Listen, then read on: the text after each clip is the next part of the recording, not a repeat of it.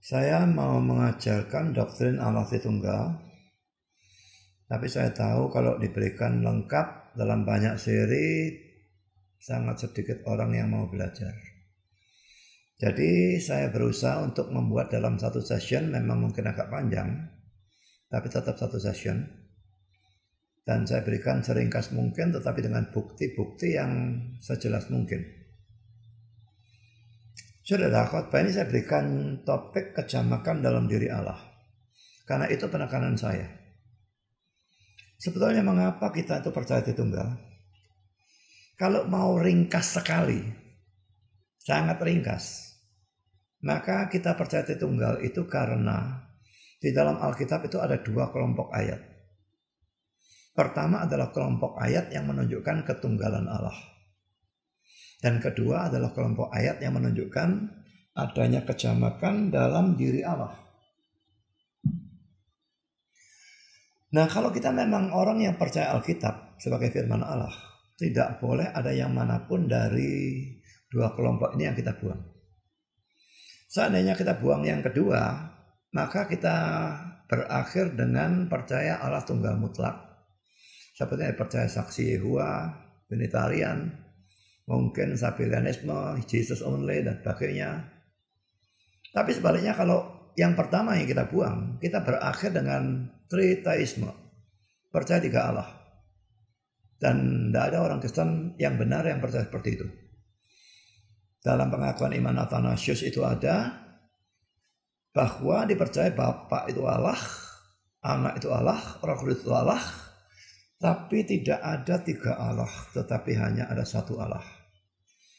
Demikian juga Bapa itu Tuhan, Anak itu Tuhan, Roh Kudus itu Tuhan, tapi tidak ada tiga Tuhan, hanya ada satu Tuhan. Ya saudara, adanya ketunggalan dan kejamakan dalam diri Allah dalam dua kelompok ayat ini, pada waktu kita gabungkan, itu yang menunjukkan atau memunculkan doktrin Allah Tritunggal. Sederhana sebetulnya. Nah sekarang saudara, apa yang sederhana itu saya jelaskan lebih terperinci saudara ya. Dan karena ketunggalan itu biasanya tidak ditolak. Bahkan itu dia yang dipertahankan oleh saksi Yehova, oleh Unitarian, oleh Sabellianisme dan sebagainya. Maka saya tetap berikan, tapi ini saya berikan ringkas saja. Jadi mari kita lihat Alkitab itu memang menunjukkan ketunggalan Allah. Pertama saudara, ayat-ayat Alkitab yang secara eksplisit menyatakan Allah itu satu. Ulangan 6 ayat 4 saya baca yang perlu saja ya. Tuhan atau Yahweh itu Esa. 1 Korintus 8 ayat 4. Tidak ada Allah lain selain daripada Allah yang Esa. 1 Korintus 8 ayat 4 ya. 1 Timotius 2 ayat 5. Karena Allah itu Esa. Satu. Ya. Lalu Yakobus 2 ayat 19. Engkau percaya bahwa hanya ada satu Allah saja. Nah ini pertanyaan. Tapi dikatakan itu baik. Berarti benar ya. Hanya ada satu Allah saja. Jadi saudara, ayat-ayat ini menunjukkan ketunggalan Allah. Dan jangan mau peduli kalau ayat-ayat ini digunakan oleh para saksi Yehova, orang Islam, atau Sabellianisme untuk menyerang doktrin Tritunggal. Loh ayat ini justru dasar kita kok. Kalau tidak ada ayat-ayat ini, nah ya kita percaya Allah itu tiga. Bahwa kita bisa percaya Tritunggal, berarti memang kita membutuhkan ayat-ayat yang menunjukkan ketunggalan Allah. Dan ini ayat-ayatnya. Dan masih ada hal-hal yang lain, nomor 2. Yang menunjukkan ketunggalan Allah, yaitu penggunaan kata-kata bentuk tunggal untuk Allah atau dalam hubungannya dengan Allah. Pertama poin A saudara, penggunaan kata ganti orang bentuk tunggal. Saya berikan contoh ya. Pertama kalau Allah bicara tentang dirinya sendiri, maka pada umumnya dia menggunakan kata aku dalam bahasa Indonesia, kalau Inggris I. Kedua, kalau orang lain bicara tentang Allah, maka pada umumnya digunakan kata dia. Bahasa Inggris, he. Ketiga, kalau orang bicara kepada Allah dalam doa ya, maka pada umumnya digunakan kata engkau, bahasa Inggris you. Baik engkau maupun you tidak bisa kelihatan tunggal jamaknya di dalam Indonesia maupun Inggris. Tapi dalam bahasa Yunani maupun Ibrani terlihat bahwa kalau digunakan you pada waktu bicara pada Allah, digunakan you dalam bentuk laki dan dalam bentuk tunggal. Jadi poin A. Sekarang poin B. Penggunaan kata kerja bentuk tunggal. Dalam bahasa Ibraninya kata menciptakan dalam Kejadian 1 ayat 1 adalah kata kerja bentuk tunggal. Pada mulanya Allah menciptakan langit dan bumi. Bara. Ya, ini mari kita lihat. Sekarang ini saya membuktikan menciptakan itu bara. Nah, kita lihat di dalam bahasa Ibraninya. Di sini ada kata bara. Nah, perhatikan di kanan atas ini. Maskulin, laki, singular. Dan ini full, kata kerja. Ya. Kata kerja bentuk tunggal. Tidak ada memang. Inggris, Indonesia tidak mengenal kata kerja bentuk tunggal. Tapi dalam bahasa Ibrani, kata kerja, kata sifat, itu semua ada bentuk tunggal, bentuk jamak. Ya. Sekarang poin C, saudara. Penggunaan kata sifat bentuk tunggal. Dalam bahasa Ibrani, kata-kata baik dan benar dalam Mazmur 25 ayat 8. Itu adalah kata sifat bentuk tunggal. Tuhan itu baik dan benar. Saudara lihat dalam Inggris maupun Indonesia tidak kelihatan tunggal jamaknya, tidak kelihatan. Mari kita lihat saudara, Mazmur 25 ayat 8. Semua bisa dicek di dalam Bible Works. Mazmur 25 ayat 8. Tuhan itu baik dan benar. Good and upright is the Lord. Ya, coba dilihat good-nya itu tov dalam bahasa Ibrani-nya. Lalu upright itu yashar. Sekarang kita perhatikan di dalam bahasa Ibrani-nya ya. Ini tov. Sekarang perhatikan tov adjektif ya di sini ya. Kata sifat maskulin, laki, singular. Yang saya tekankan singularnya. Ya, tunggal. Lalu yasharnya mari kita lihat. Yashar. Di sini tadi tovnya sudah, sekarang yasharnya di sini. Ya, adjektif, maskulin, laki, singular. Saya tekankan singularnya. Jadi dua-duanya ada kata sifat bentuk tunggal. Digunakan untuk Tuhan atau Yahweh. Jadi biasanya kalau seharusnya ya gramatikanya, kalau ininya bentuk tunggal, maka ininya juga kata sifat yang digunakan bentuk tunggal. Kalau subjeknya itu bentuk jamak, maka digunakan kata sifat bentuk jamak juga. Seperti itulah. Kata kerja juga seperti itu. Ya. Nah, sekarang jadi saudara dengan penjelasan ini kita sudah melihat, ini singkat saja, saya tidak mau panjang-panjang. Seperti saya katakan, bentuk tunggalnya tidak dipersoalkan pada umumnya. Bentuk jamaknya yang dipersoalkan, karena itu khotbah ini saya berikan judul kejamakan dalam diri Allah. Nah, ini yang memang saya tekankan dalam khotbah atau video ini. Poin keduanya yang saya tekankan dan saya jelaskan panjang lebar. Kitab suci kita itu menunjukkan adanya kejamakan dalam diri Allah. Perhatikan ya, bahwa dalam dunia teologi ya, kata dan istilah itu penting, jangan sampai salah.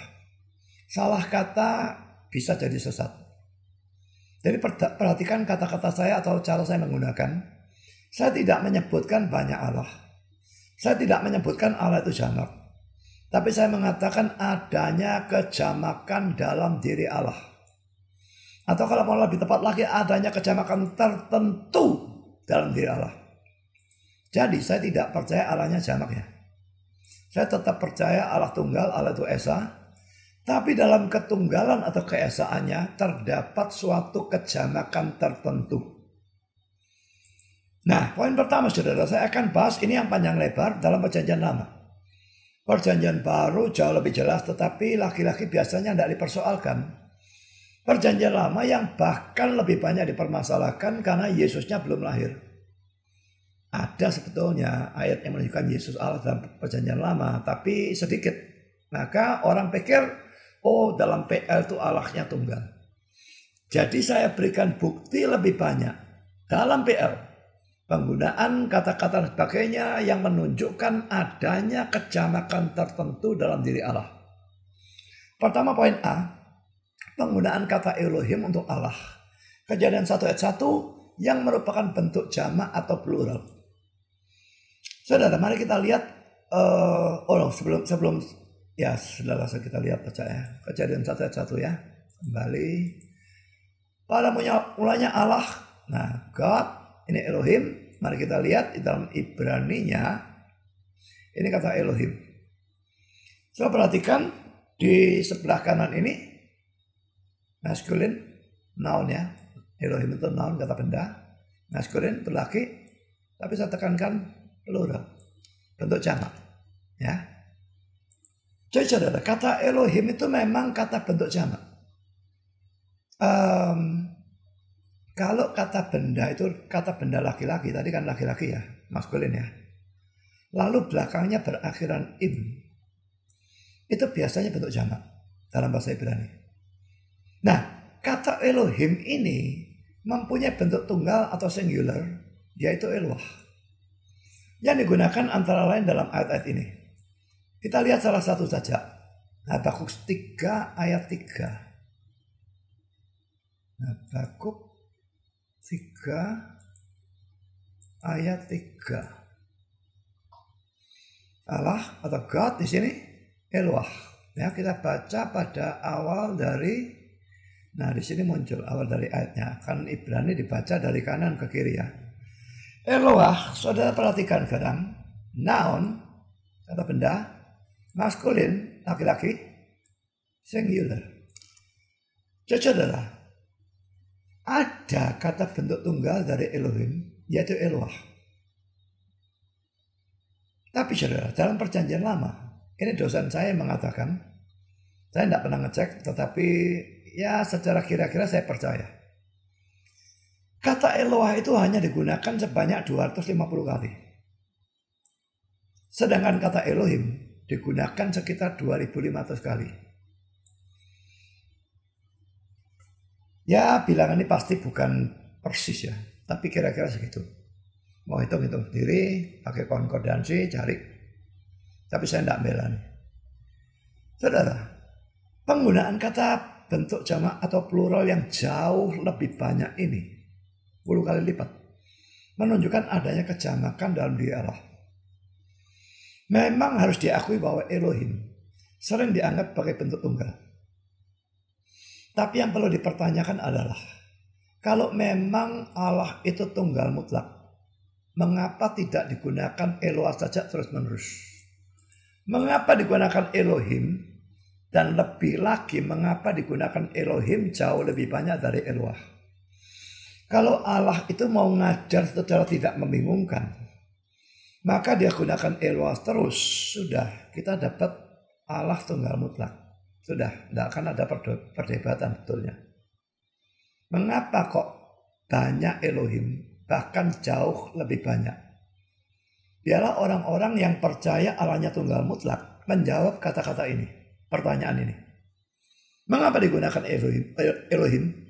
Dan lebih lagi mengapa digunakan Elohim 10 kali lebih banyak dari Eloah, padahal Eloah bentuk tunggal dan Elohim bentuk jamak? Sekarang kita masuk poin B. Penggunaan kata bentuk jamak untuk Allah atau dalam hubungannya dengan Allah.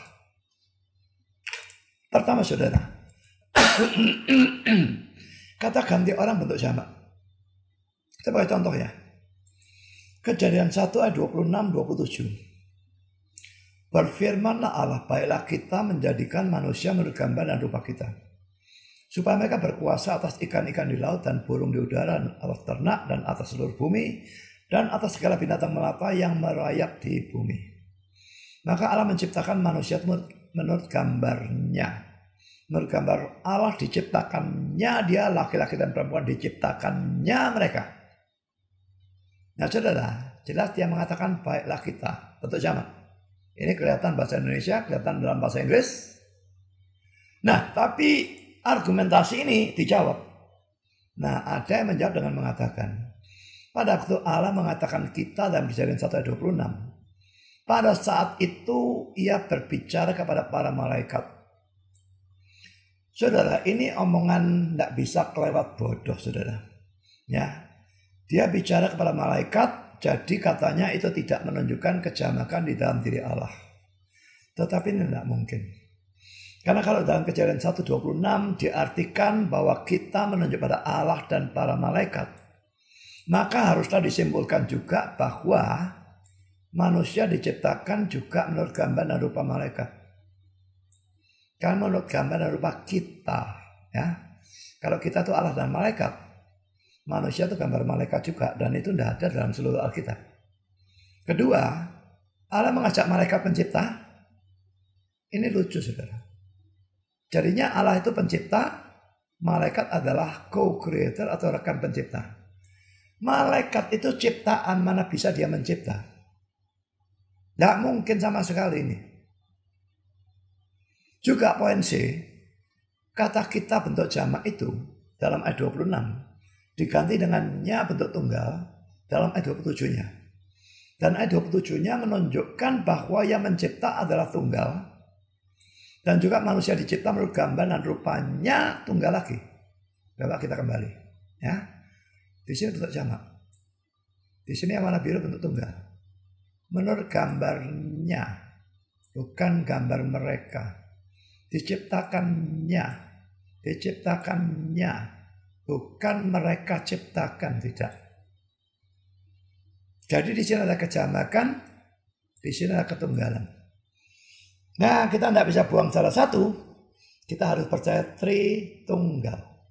Ya, jadi ini suatu argumentasi sebetulnya mendukung Tritunggal. Masih ada lagi sebetulnya satu argumentasi menentang kata kita ini ya. Ini kata kita yang menunjukkan keagungan, kebesaran begitu ya. Itu omong kosong, saudara. Saya tidak menemukan dimanapun ada raja atau siapapun menunjukkan keagungannya, kebesarannya, lalu mengatakan saya, tapi membahasakan saya itu dengan kita. Tidak pernah ada. Omong kosong. Juga ada yang mengatakan, oh itu sama seperti orang Indonesia. Orang Indonesia pidato di depan umum. Maksudnya saya tapi mengatakan kami atau mengatakan kita. Itu kan tradisi Indonesia. Saya coba tunjukkan tradisi dalam Alkitab ada atau tidak. Tidak pernah tumon, saudara saya yang seperti itu tidak pernah tahu. Jadi omong kosong yang seperti itu. Kita di sini Allah bicara kepada Allah. Pribadi yang satu mengajak atau berunding dengan pribadi yang lain. Jadi ini menunjukkan adanya kejamakan. Tapi yang di sini menunjukkan ketunggalan. Jadi kita percaya Tritunggal dari situ. Mari kita lihat ayat lain. Kejadian 3:22. Berfirmanlah Tuhan Allah, sesungguhnya manusia itu telah menjadi seperti salah satu dari kita. Saya tidak bermaksud menjelaskan ayat ini ya. Hanya poin ini yang saya persoalkan. Kita sudah jamak. Tapi di sini ada kata salah satu dari kita, lebih menekankan lagi. Kalau memang tunggal mutlak, bagaimana bisa salah satu dari? Lalu tambah kita. Itu mustahil sama sekali. Sekarang Kejadian 11 ayat 7. Waktu ada pendirian Menara Babel, baiklah kita turun dan mengacau balaukan dan sebagainya. Kita. Laki-laki kata ganti orang bentuk jamak. Nah, kalau di situ sudah ada kata ganti orang bentuk jamak. Dan di sini jamak lalu ada tunggal. Sekarang saudara, saya tunjukkan satu ayat yang menarik sekali ya. Di dalam Yesaya 6 ayat yang ke-8. Cuma sayangnya, Yesaya 6 ayat 8 versi Indonesia ini terjemahnya salah. Ini 8 artinya ya. Saya tidak memberikan seluruh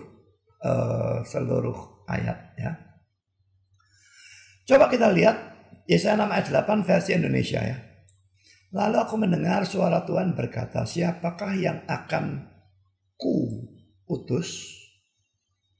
Dan siapakah yang mau pergi untuk aku? Dua-dua bentuk tunggal. ku dan aku ini bentuk tunggal. Saya tidak pedulikan yang bagian ini. Ya, saya hanya baca ayat 8a-nya. Ku dan aku. Pada saat terjemahan ini salah ya. Dalam versi bahasa Inggris, saya pilih NASB. Padahal semua bahasa Inggris sebetulnya sama, nanti saya tunjukkan. Whom shall I send? I, tunggal. And who will go for us? Us-nya jamak. Siapakah yang akan ku utus? Dan siapa yang mau pergi untuk kami? Tunggal, lalu jamak. Nah, mungkin penterjemah Indonesia memikirkan ini tunggal, ini jamak, kok aneh gimana, lalu dia ganti. Tapi justru saya salah. Ayat yang seharusnya bisa mendukung tunggal dengan terjemahan Indonesia ini menjadi kacau balau, saudara. Nah, kalau saudara mungkin tidak percaya, apa benar di dalam bahasa Ibrani-nya? Gampang, saudara, kita cek, saudara ya. Yesaya 6 ayat 8. Saudara, semua terjemahan Inggris pertama-tama saya lihat, saya tunjukkannya. King James, whom shall I send? And who will go for us? RSV, whom shall I send? And who will go for us? NIV juga sama, NASB juga sama, semua sama. Dan tidak ada satupun yang menerjemahkan seperti terjemahan Indonesia. Lalu asnya diganti dengan aku, tidak ada. Nah, sekarang mari kita melihat di dalam bahasa Ibrani-nya.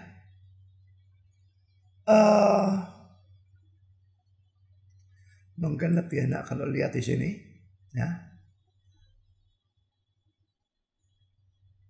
Whom shall I send? Ini I, ya.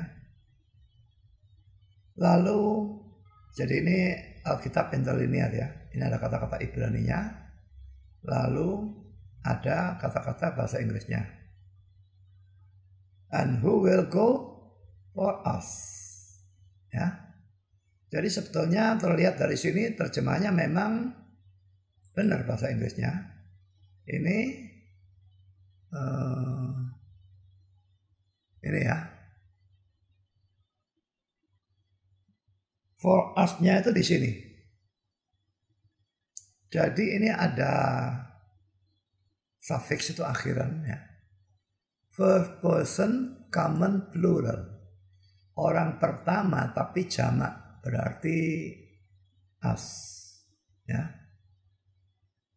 Lalu kita lihat yang ini send. Tapi subjeknya sudah langsung masuk di situ di dalam kata kerjanya. Perhatikan ini verb. Tapi first person. Singular. First person kalau plural itu we ya, atau us. Tapi first person singular itu ku atau aku. Ya, dalam bahasa Ibrani itu memang sering subjeknya langsung digabungkan jadi satu dengan kata kerjanya. Kadang-kadang memang dipisah, tapi seringkali digabungkan.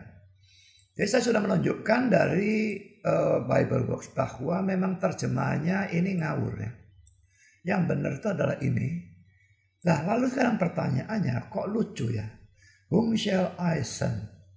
And who will go for us? Siapa yang akan ku utus, bentuk tunggal, dan siapa yang mau pergi untuk kami, bentuk jamak. Tunggal dan jamak muncul dalam satu ayat, dalam satu kalimat kata-kata Tuhan. Saudara, yang percaya tunggal mutlak, Sabellianisme dan sebagainya, tolong jelaskan ayat ini untuk saya. Kenapa pertama ku lalu belakangnya kami? Pertama I belakangnya us. Kenapa begitu? Dan sudah saya buktikan dalam bahasa Ibrani-nya memang seperti itu. Sekarang poin yang kedua. Kata kerja bentuk jamak. Tadi kata ganti orang ya. Karena kata kerja dalam bentuk jamak. Poin A. Kejadian 20 ayat yang ke-13. Kejadian 20 ayat 13 kita baca, ketika Allah menyuruh aku mengembara keluar, ya, dan sebagainya. Tidak usah kita baca terus. Menyuruh aku mengembara. Dalam bahasa Ibrani-nya adalah kata kerja bentuk jamak. Coba kita lihat Kejadian 20 ayat 13. 20 13 cause me to wonder. Jadi ini semuanya sebetulnya satu kata ya, cause me to wonder. Coba kita lihat di dalam ini Kejadian 20 ayat 13 ya. Kalau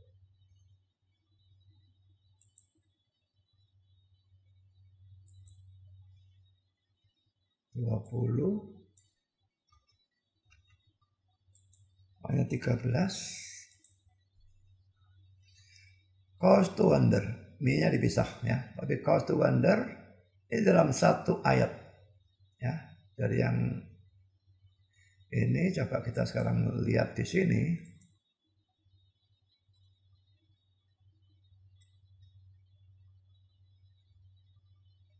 Ini katanya ya. Nah, sekarang saudara perhatikan di sini verb dalam bentuk evil, perfect, third person plural. Jadi kata kerja verb tapi bentuk jamak plural. Ya.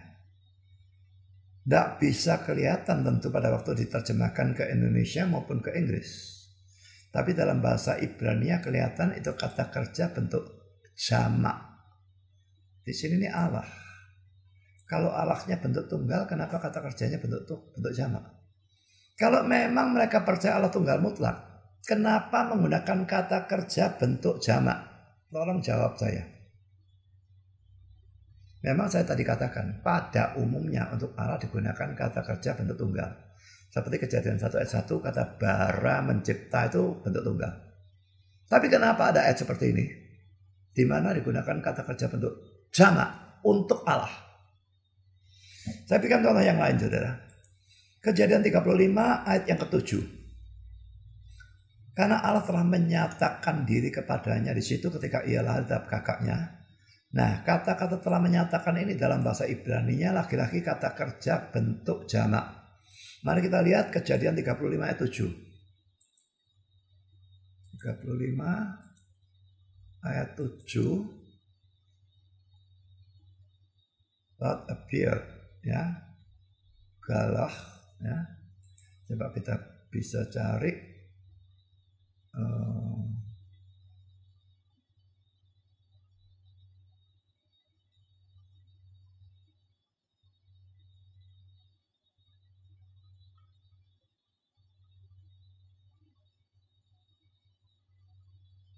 Ini saya kira katanya.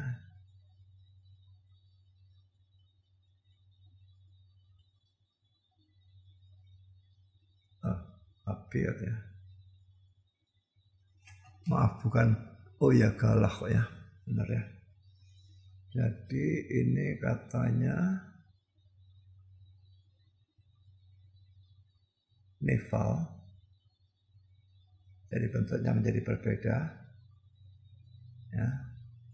Tapi ini kata itu. Menyatakan ya. Jadi sekarang perhatikan, ini verb dalam bentuk Neval perfect, tapi yang saya tekankan plural. Kata kerja bentuk jamak. Ya. Sekarang saya tunjukkan lagi satu ayat lagi. Oh, masih ada satu lagi. 2 Samuel 7:23. 2 Samuel 7:23. Dan bangsa manakah di bumi seperti umatmu Israel yang Allahnya pergi membebaskannya. Nah, kata pergi ini bahasa Ibrani-nya adalah kata kerja bentuk jamak. 2 Samuel 7 ayat 23. 2 Samuel 7 ayat 23. Allahnya pergi, God went di sini ya. Allah. Coba kita cari.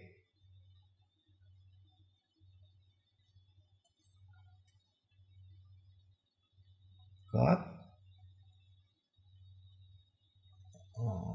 God-nya Elohim. Jadi setelah kata Elohim ya.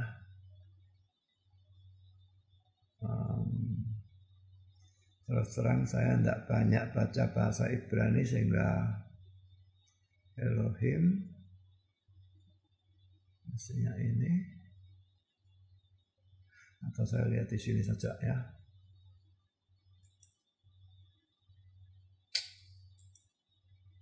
Sama 7:23 coba dilihat di sini saja.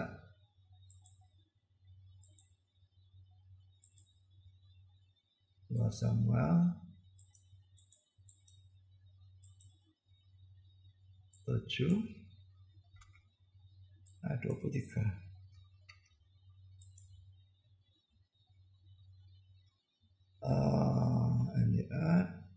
God went. Oh, ini katanya mendahului ya, dari sini pergi ke sini. Nah, coba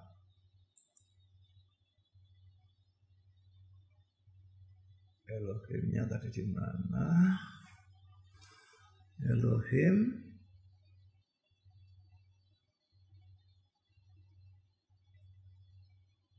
ini mestinya ya. Walk atau go. Ya. Jadi di sini ada verb, call, verb. Saya tidak pedulikan yang lain-lain, saya hanya pedulikan plural. Ya. Jadi di sini kita melihat laki-laki ini kata perginya ada dalam bentuk jamak. Kita tidak perlu ngerti Ibraninya atau pusingkan apapun Ibraninya, tapi sudah saya tunjukkan bahwa itu ada dalam bentuk jamak. Itu saja ya. Mazmur 58 ayat yang ke-12 juga. Sesungguhnya ada Allah yang memberi keadilan di bumi. Memberi keadilan itu dalam bahasa Ibraninya ada dalam bentuk jamak. Cuma ini sebetulnya memang bukan kata kerja, tapi participle. Participle itu kalau dalam bahasa Inggris kata kerja plus ing.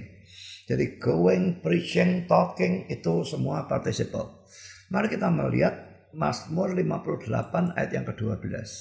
Mazmur 58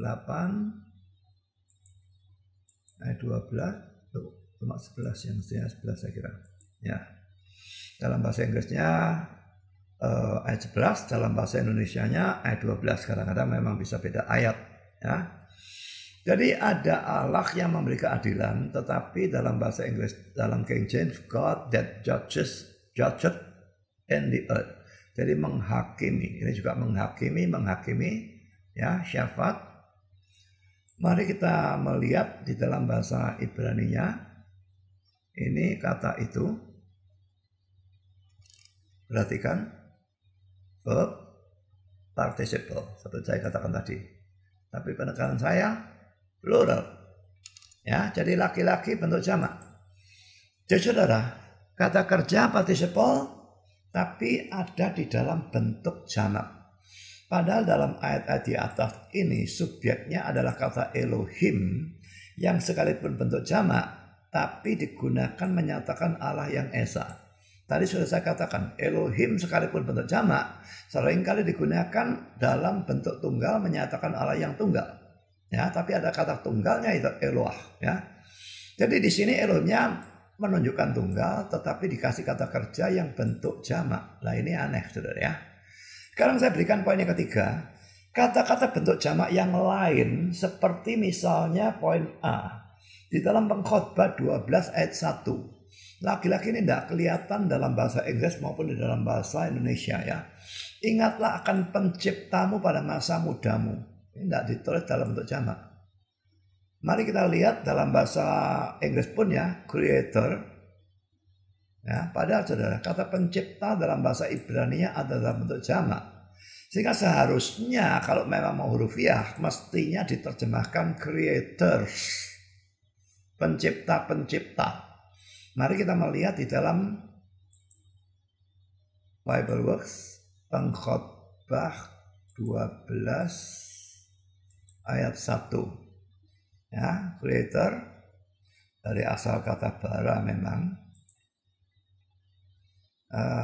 Nah, ini ya, YLT ini Young Literal Translation. Semua yang lain menerjemahkan creator. Tapi YLT menerjemahkan creators. Karena dia Young Literal Translation. Terjemahan hurufiah dari orang yang namanya Yang. Saya tidak tahu bacanya Yang atau Yung, saya kira Yang. Ya.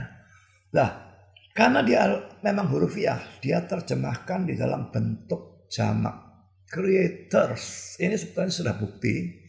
Tapi saudara mau lihat bahasa Ibraninya,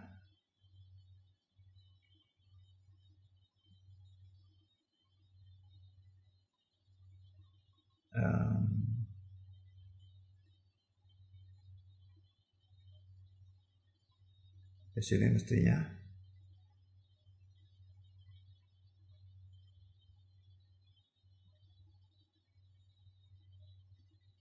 bara artikel direct object marker bara verb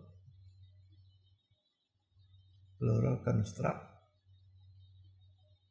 Tidak dikatakan kalau kata benda ya. Tapi yang jelas memang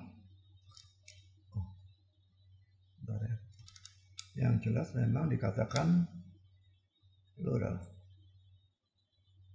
Ya. Saya tidak tahu ini bentuknya apa sebetulnya. Pokoknya dari ini sudah kelihatan plural, bentuk jamak. Dan dalam terjemahan YLT ini sudah diterjemahkan creators. Jadi saudara, ini sebetulnya creators. Pencipta. Allah mencipta sendirian, itu ada ayatnya, tidak ada yang membarengi dia dan sebagainya. Tapi mengapa di sini digunakan kata pencipta di dalam bentuk jamak? Dialah yang percaya tunggal mutlak itu jawab saya. Bagaimana mereka menafsirkan ayat ini? Kok bisa pencipta dalam bentuk jamak? Sekarang mari kita lihat Mazmur 149 ayat 2. Biarlah Israel bersukacita atas yang menjadikannya. Yang menjadikannya, itu berarti memang menunjuk pada Allah ya. Tapi kata-kata yang menjadikannya itu dalam bahasa Ibraninya ada dalam bentuk jamak. Kita lihat Mazmur 149 ayat 2. Mazmur 149 ayat 2. Yang menjadikannya, that made him, menggunakan asa, their maker. Nah ini aneh. YLT-nya tetap menerjemahkan bentuk tunggal. Nah ngerti kenapa? Nah,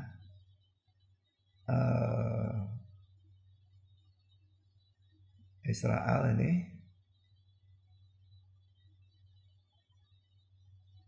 yang menjadikan, saya kira di sini katanya, perhatikan, verb maskulin plural. Ya, jadi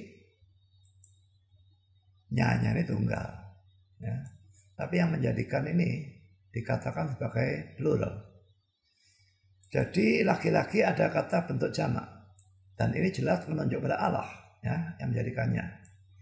Lalu kita lihat poin C. Yosua 24 ayat 19. Tapi Yosua berkata pada bangsa itu, tidaklah sanggup kamu beribadah pada Tuhan. Sebab dialah Allah yang kudus, dialah Allah yang cemburu. Ia tidak akan mengampuni dan sebagainya.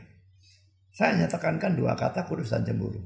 Nah ini laki-laki muncul keanehan seperti Yesaya 6 ayat 8 tadi. Kalau Yesaya 6 ayat 8 itu ada kata ganti orang dalam bentuk tunggal dan kata ganti orang dalam bentuk jamak dalam satu ayat. Di sini kata sifat, ya, kata sifat muncul dua kata sifat, dua-dua menunjuk pada Allah, tapi yang satu dalam bentuk jamak, yang satu dalam bentuk tunggal. Yang cemburu ini bentuk tunggal, yang kudus ini bentuk jamak. Ini kudusnya nih. Ya, mari kita lihat Yosua 24 ayat 19. Yosua 24 ayat 19. Holy itu kados, jealous. Kok di sana kan artinya ya. Oh iya, jealous ya. Holy kados. Ini kano ya. Jadi mari kita lihat ayatnya. Tidak mungkin terlihat dalam bahasa Inggris, tidak bisa digunakan sama sekali dan bagian itu. Atau kita lihat di sini ya. Yosua 24 ayat 19.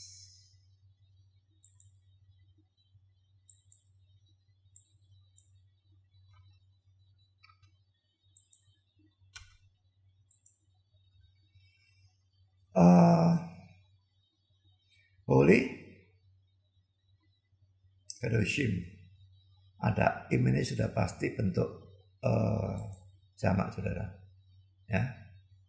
Lalu satunya jealous, nah ini kano ya. Coba kita lihat, dua-dua diawali dengan huruf kof ya. Coba kita lihat kembali di sini.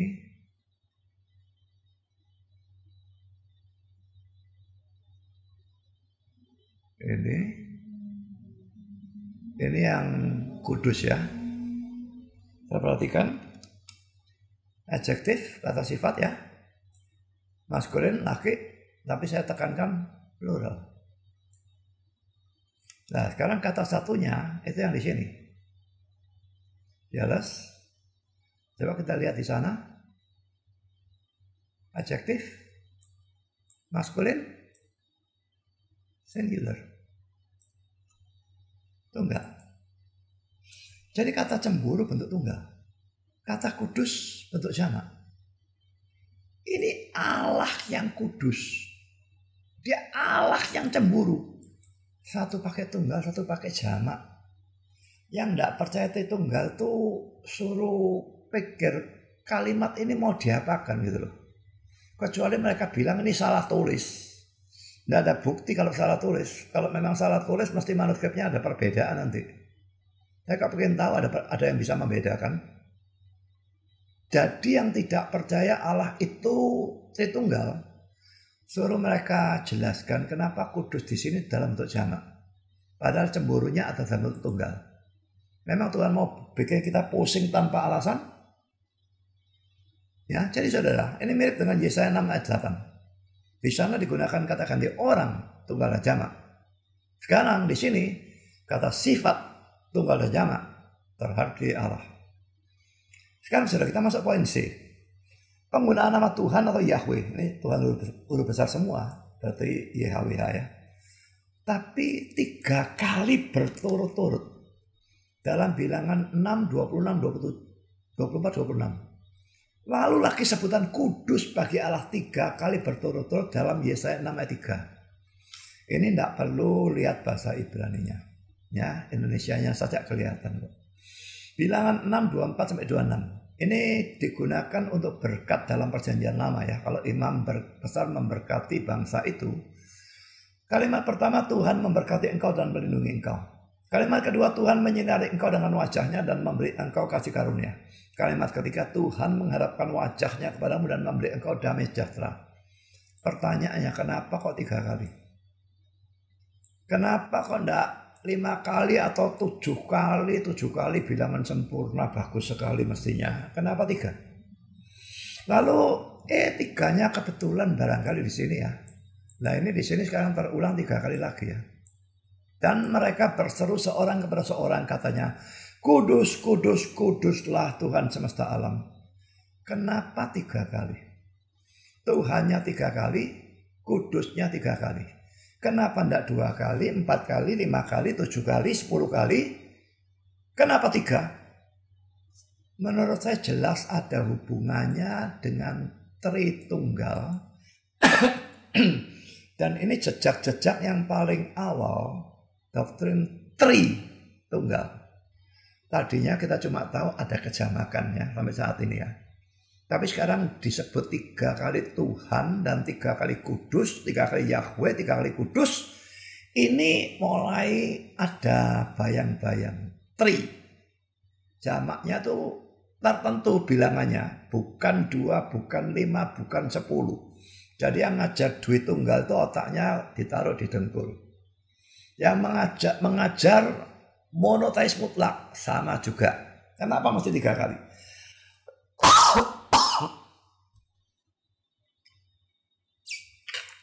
Saya lanjutkan, saudara.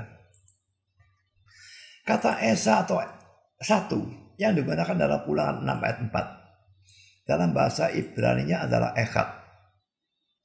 Nah, memang kata echad itu bisa berarti sekedar satu. Jadi kalau saudara debat dengan Unitarian, seperti tempo hari saya debat dengan Unitarian, mereka menunjukkan ayat-ayat di mana echad itu artinya cuma ya satu titik. Dah ada memang. Tapi saudara, kata echad ini bisa berarti, ini kalimatnya ini agak salah ya, bisa berarti sekedar satu, tetapi bisa juga, saya ganti dulu ya,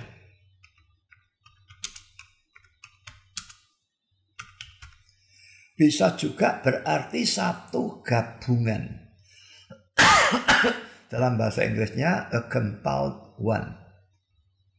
Saudara, bahwa kata echad ini kadang-kadang atau bahkan sering berarti satu gabungan atau a compound one. Itu ada ayat-ayatnya.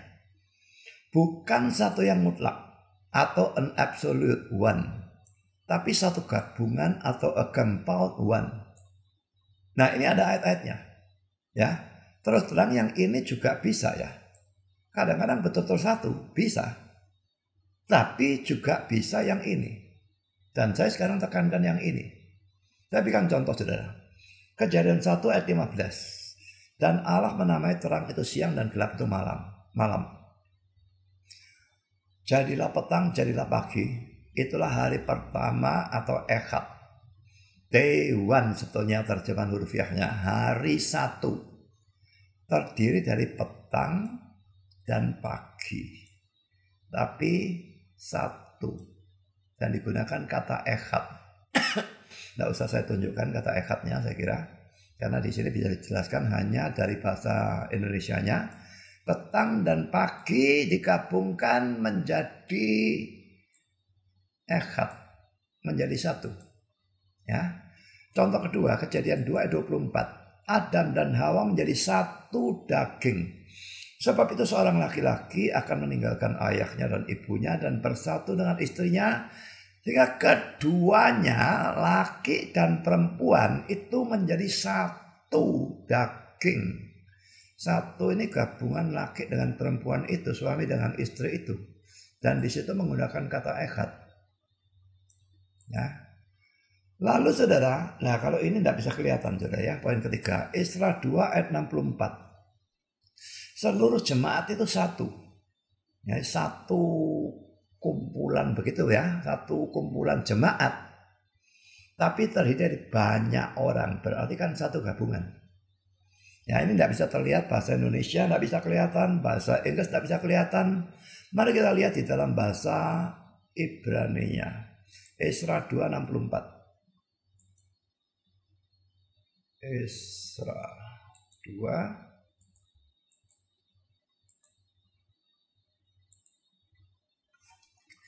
Nah ya, coba lihat dalam bahasa Indonesia, seluruh jemaah itu bersama-sama tidak bisa kelihatan. The whole congregation together tidak bisa kelihatan juga. Nah sekarang kita perhatikan dalam bahasa Ibrani-nya. Ini ada kata echad di sini ya.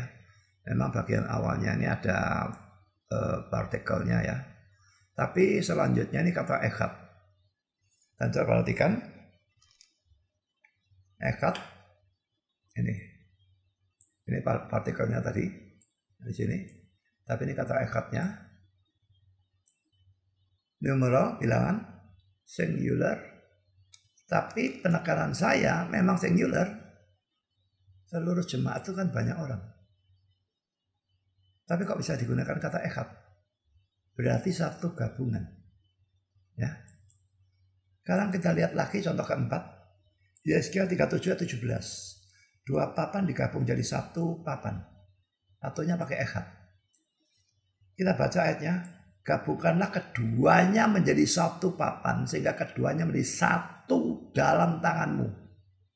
Satu yang di sini. Bukan satu yang di sini. Menggunakan kata echad. Padahal saudara, sekarang dalam bahasa Ibrani itu sebetulnya ada satu yang tidak bisa diartikan satu gabungan. Satu itu terus selalu satu. Satu-satunya atau satu yang mutlak. Dan kata itu adalah yahid. Kejadian 22 ayat 2 dan 16. Firman-Nya, ambillah anakmu yang tunggal. Ismail gak dianggap saudara. Karena dia bukan anak perjanjian. Ini hanya bicarakan Ishak. Lalu ayat 16-nya, menyerahkan anakmu yang tunggal kepadaku. Nah, kata yang digunakan adalah yahid, saya kira tidak perlu dilihat. Nah, kalau seandainya Musa itu mau menekankan tentang Allah itu yang satu mutlak. Dan tidak ada bau kejamakan apapun. Maka mengapa dalam Ulangan 6 ayat 4 dia tidak menggunakan yahid tapi dia menggunakan echad. Kenyataannya dia menggunakan echad yang memungkinkan merupakan satu gabungan. Dan itu menunjukkan bahwa Allah itu tidak satu secara mutlak, tapi ada kejamakan dalam diri Allah. Jadi pada waktu orang menggunakan Ulangan 6 ayat 4 untuk mengatakan Allah tunggal mutlak, kita bisa jawab, echad belum tentu tunggal mutlak. Echad bisa berarti satu, memang harus diakui. Tapi saya sudah tunjukkan ayat-ayat tadi di 4 ayat di sini, saudara bisa catat itu.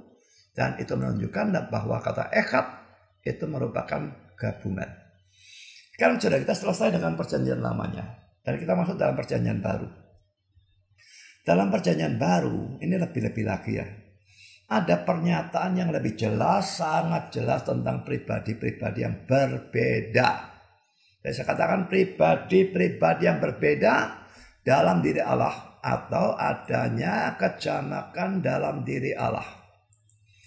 Pertama poin A, perjanjian baru secara jelas banyak sekali membicarakan 3 pribadi, yaitu Bapa yang adalah Allah, Anak yang juga adalah Allah, dan Roh Kudus yang juga adalah Allah.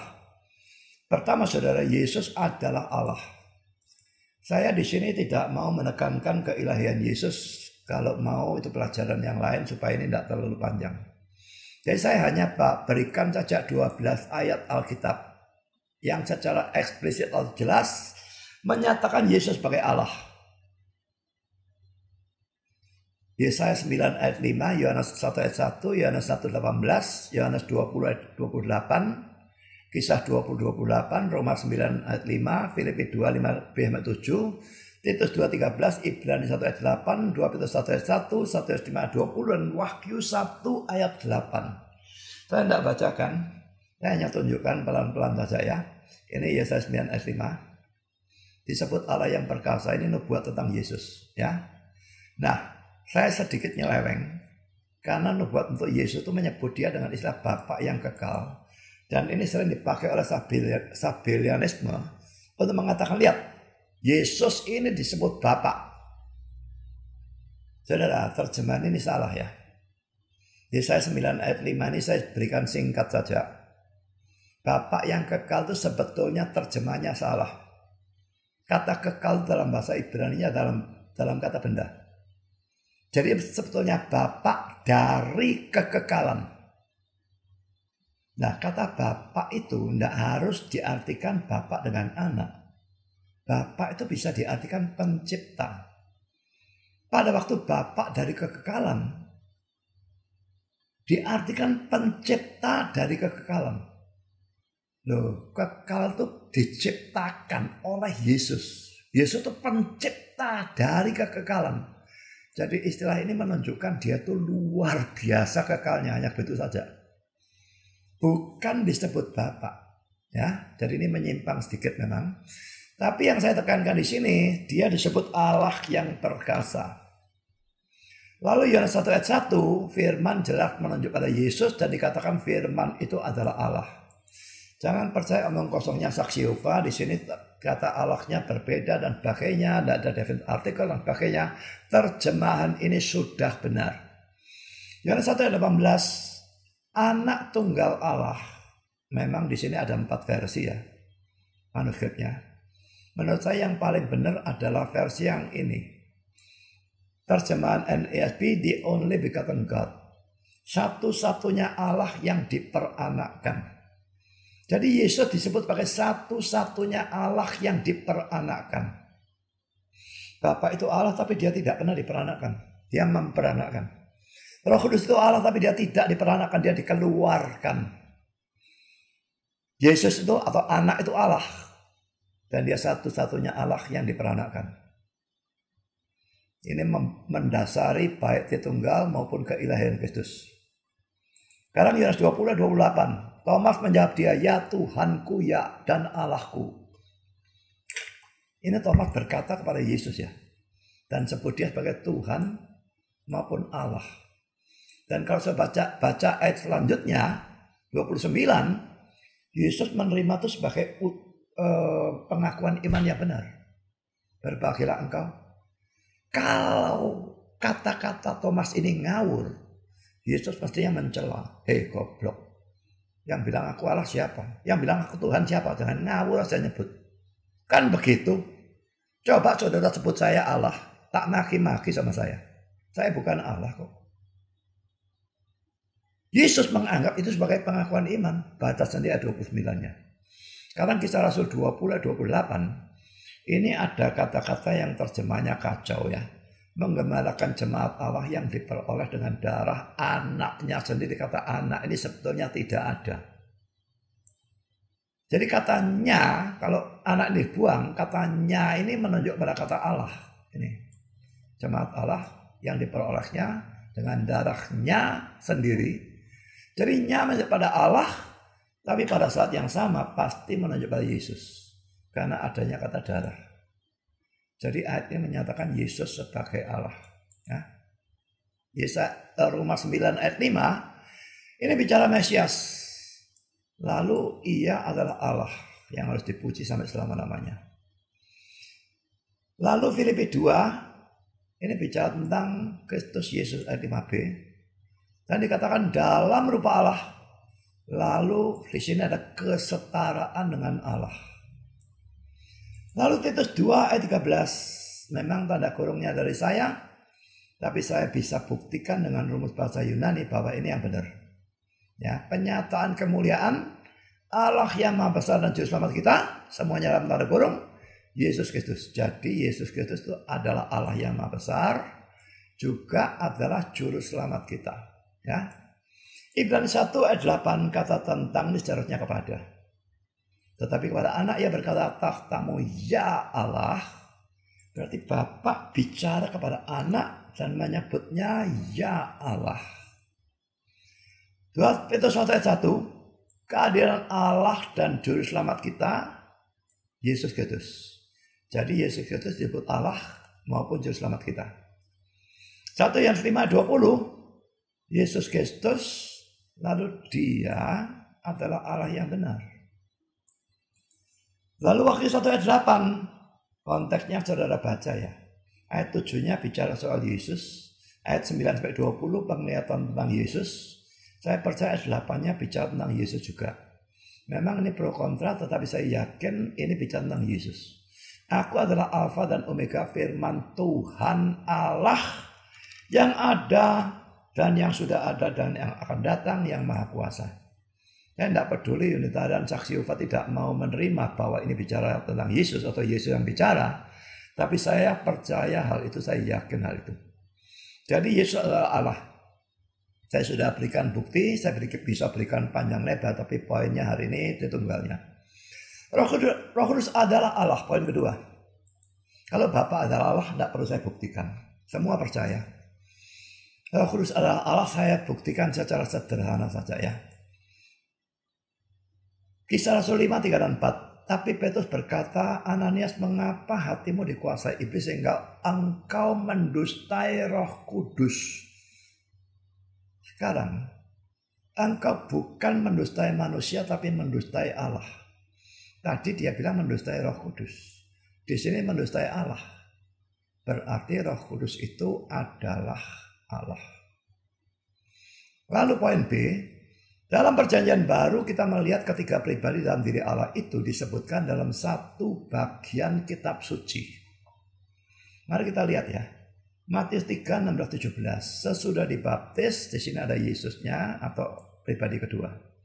Keluar dari air dan sebagainya. Ia melihat Roh Allah seperti burung merpati. Ini pribadi ketiga. Lalu terdengar suara dari sorga yang mengatakan, ini anakku. Karena suara itu berkata anakku. Suara ini pasti suara Bapa. Baik, dalam teks ini pribadi kedua, pribadi ketiga, lalu pribadi pertama keluar. Kalau cuma satu pribadi seperti Sabellianisme, artinya diapakan? Kalau tiga perwujudan tidak bisa tiga-tiga keluar bareng. Apalagi yang satu ngomong ini anakku, tidak mungkin. Ayat yang kedua, Matius 28, 19, ini formula baptisan. Tidak ada formula baptisan yang lain. Baptislah mereka dalam nama Bapa dan Anak dan Roh Kudus. Lucunya nama ini dalam bentuk tunggal. Mari kita lihat. Matius 28, 19. Ada tiga ya, Bapa, Anak, Roh Kudus.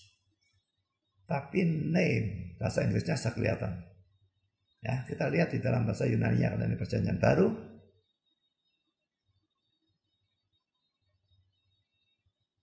Onoma. Perhatikan di sini. Noun singular. Saya tekankan bentuk tunggalnya. Name bukan names. Semua terjemahan bahasa Inggris menerjemahkan name. Tidak ada yang pakai S di belakangnya menunjukkan bentuk jamak, tidak ada. Bapa, Anak, Roh Kudus, tapi name bentuk tunggal. Tiga, tapi ini tunggal, satu. Tritunggal. Ya. Lalu 1 Korintus 12, 4-6. Ada rupa-rupa karunia tapi satu roh. Ini Roh Kudus. Dan ada rupa-rupa pelayan tapi satu Tuhan. Ini Yesus, Tuhan Yesus. Dan ada berbagai-bagai perbuatan ajaib tapi Allah adalah satu yang mengerjakan semuanya dalam semua orang. Ini Bapa. 3, 2, 1. Ya. 2 Korintus 13 ayat 13. Kasih karunia Tuhan Yesus Kristus dan kasih Allah, ini Allah Bapa, dan persekutuan Roh Kudus menyertai kamu sekalian. Ini berkat yang sering digunakan sebagai berkat terakhir dalam kebaktian. Dan Paulus sendiri saya kira menuliskan ayat ini sebagai berkat bagi jemaat Korintus. Ya. Kan 1 Petrus 1 ayat 2. Orang-orang yang dipilih sesuai rencana Allah, Bapa kita. Allah Bapa. Dikuduskan oleh Roh Kudus. Supaya taat pada Yesus Kristus. Ini Allah Anak. Wahyu 1, 4, dan 5. Dari Dia yang ada dan yang sudah ada dan yang akan datang, ini Bapa. Dan dari ketujuh roh Kudusnya satu ya. 7 ini simbol sempurna. Ini Roh Kudus tapi. Dan dari Yesus Kristus. Bapa, Roh, Yesus. Satu hal yang harus diperhatikan bahwa pada waktu Alkitab menyebut 3 pribadi ini dalam satu teks begitu ya. Urut-urutannya tidak selalu Bapa dulu, lalu Anak, lalu Roh Kudus. Tapi bisa dibolak-balik. Jadi selalu kita berkata Bapa itu pribadi pertama, Anak itu pribadi kedua, Roh Kudus pribadi ketiga. Tapi urut-urutan itu tidak ada hubungannya dengan kekuasaan mereka atau kebesaran mereka. Seakan-akan Bapa yang paling hebat, Anak kurang hebat sedikit, Roh Kudus lebih kurang lagi hebatnya. Tidak seperti itu. Dan karena itu urut-urutannya tidak selalu Bapa lebih dulu. Bisa Roh Kudus lebih dulu, bisa Anak lebih dulu. Bolak-balik, saudara perhatikan ayat-ayat ini semua. Ya, di sini Yesus, baru Roh Kudus, baru Bapa. Di sini Bapa, Anak, Roh Kudus. Lalu 1 Korintus 12, Roh Kudus dulu, Yesus, Bapa. Lalu 2 Korintus 12, Yesus, Bapa, Roh Kudus. 1 Petrus 1 ayat 2, Bapa, Roh, lalu Yesus. Wahyu, Bapa, Roh, Yesus. Jadi urut-urutannya tidak selalu urutannya Bapak itu pertama, anak kedua. Itu urut-urutan yang kita buat. Jadi awas dengan urut-urutan itu, bukan berarti Bapak yang paling top, anak itu ranking kedua, Roh Kudus rankingnya di bawahnya lagi. Tidak. Itu cuma urut-urutan penyebutan. Ya. Jadi saudara, ini menunjukkan bahwa mereka bertiga, pribadi tiga ini setara dalam segala hal. Sama-sama maha kuasa, sama-sama kekal, sama-sama maha tahu, sama-sama maha suci dan sebagainya dan sebagainya. Sifat-sifat mereka itu sama persis. Tidak sedikit pun Bapak lebih besar dari anak. Tidak sedikit pun Bapak lebih tua dari anak. Dan Bapak dan anak lebih tua atau lebih besar dari Roh Kudus. Tidak sama sekali. Betul-betul tiga-tiga setara. Yang membedakan dan menganggap tidak setara itu bukan doktrin Tritunggal yang benar. Karena sudah poin B. Perjanjian Baru memberikan pernyataan yang jelas tentang Allah yang mengutus anaknya ke dalam dunia. Saya tidak bacakan ayatnya ya. Saudara baca sendiri. Untuk mempersingkat saya cuma berikan di sini. Ayatnya tidak butuh penjelasan. Jelas sekali ya. Jadi Bapak utus anak ke dalam dunia. Lalu Bapak dan anak mengutus Roh Kudus. Itu ada di sini. Dan lagi-lagi tidak perlu saya bacakan karena ayatnya sudah baca sendiri cukup jelas. Kalau Bapak bisa utus anak, Bapak dan anak utus Roh Kudus, bagaimana pribadinya cuma satu, saudara? Orang Sabellianisme itu bodoh. Si A atau si B, tapi si A itu ya si B. Tololnya luar biasa, saudara. Sekarang poin C. Dalam perjanjian baru kita melihat Bapak bicara kepada anak. Laki-laki saudara. Kalau Bapak itu adalah anak seperti Sabellianisme katakan. Bagaimana Bapak bicara kepada anak? Itu Bapak bicara pada dirinya sendiri begitu. Ayatnya tidak perlu saya baca. Sudah bisa baca sendiri jelas sekali. Lalu anak bicara pada Bapak. Dia berdoa itu bicara pada Bapak. Tidak usah saya bacakan juga.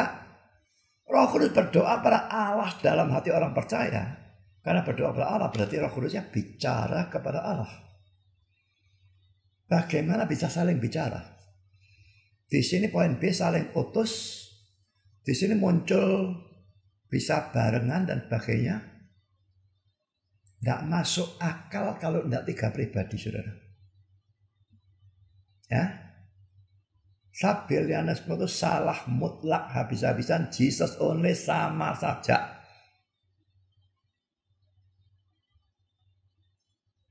Memang Arianisme, saksi Yehova lebih sesat dari mereka. Tapi mereka juga sesat. Dan itu bukan Tritunggal yang benar sama sekali. Karena poin ketiga. Kesimpulan dari adanya ayat menunjukkan ketunggalan Allah. Dan adanya kejamakan dalam diri Allah. Ini dua kelompok ayat. Nah kita kembali pada pernyataan saya pertama tadi ya. Jadi kita sudah pelajari. Dalam Alkitab ada ayat-ayat yang menunjukkan ketunggalan Allah. Juga ada ayat-ayat yang menunjukkan adanya kejamakan dalam diri Allah. Nah sekarang ada dua sikap ekstrim dalam persoalan ini. Pertama, kejamakannya ditekankan. Kesatuannya diabaikan. Ini menjadi triteisme. Kepercayaan kepada tiga Allah.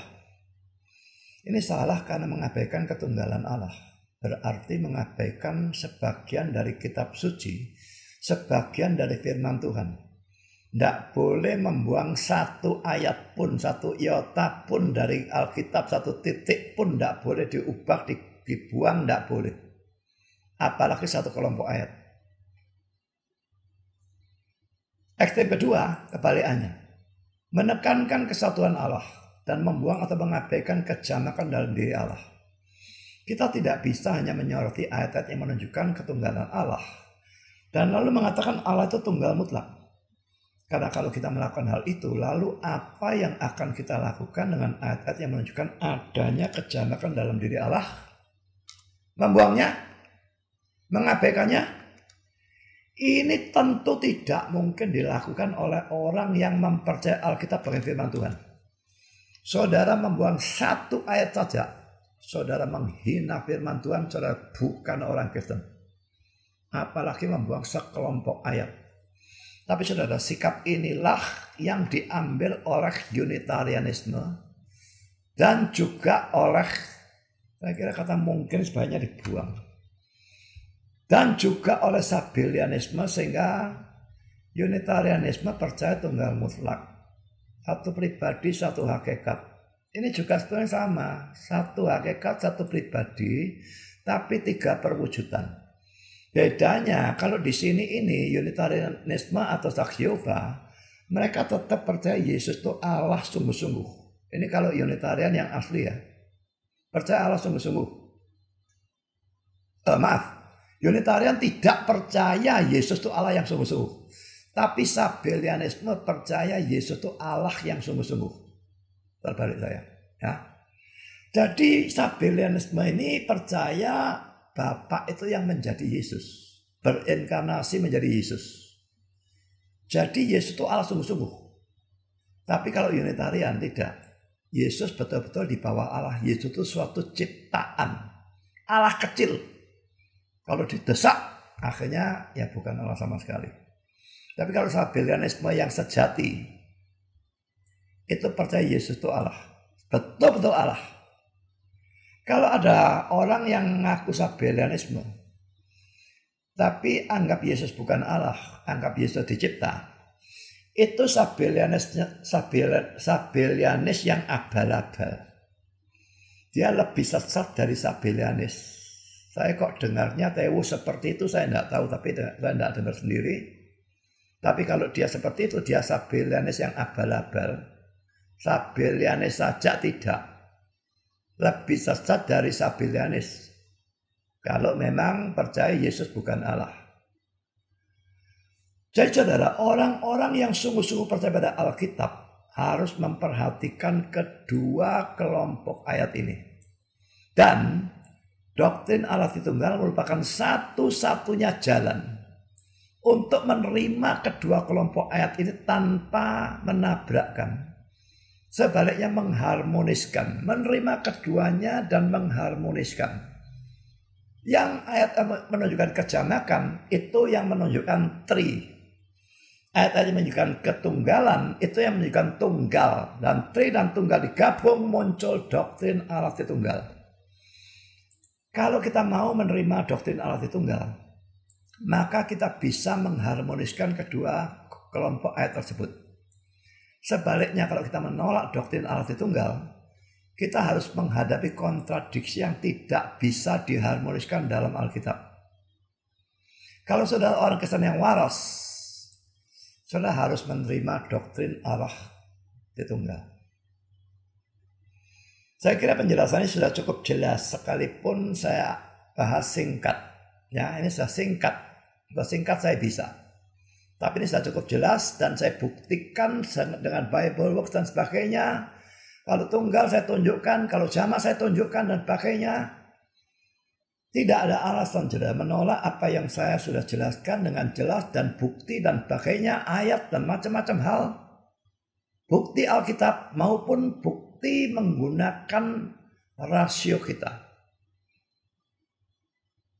Kalau kita tidak mau terima dua-dua, berantakan saudara. Kita menemukan dua kelompok ayat yang betul-betul tabrakan. Dan itu jelas bukan penafsiran yang benar. Menafsirkan ayat sampai nabrak ayat lain. Tapi doktrin Allah Tritunggal ini merupakan suatu penafsiran memang. Hasil tafsiran ya. Tapi tafsiran yang justru mengharmoniskan dua kelompok ayat. Yang satu menunjukkan ketunggalan, yang satu menunjukkan kejamakan. Menolak ini sudah sampai pada kontradiksi yang tidak karu-karuan. Menerima doktrin Tritunggal, saudara sampai pada pengharmonisan kedua kelompok ayat ini. Masihkah menolak Tritunggal? Kalau sudah mendengar penjelasan ini dan mengerti, masih menolak, saudara bukan orang Kristen. Cepat percaya dan bertobat. Percaya Yesus dulu. Kalau saudara belum percaya Yesus, sukar bagi saudara untuk mengerti apalagi percaya Tritunggal. Percaya Yesus sebagai Tuhan dan Juru Selamat dulu, baru saudara menerima Roh Kudus, dan Roh Kudus akan membimbing saudara pada seluruh kebenaran, termasuk pada doktrin Allah Tunggal, sehingga saudara bisa mengerti dan saudara bisa percaya. Tuhan memberkati saudara.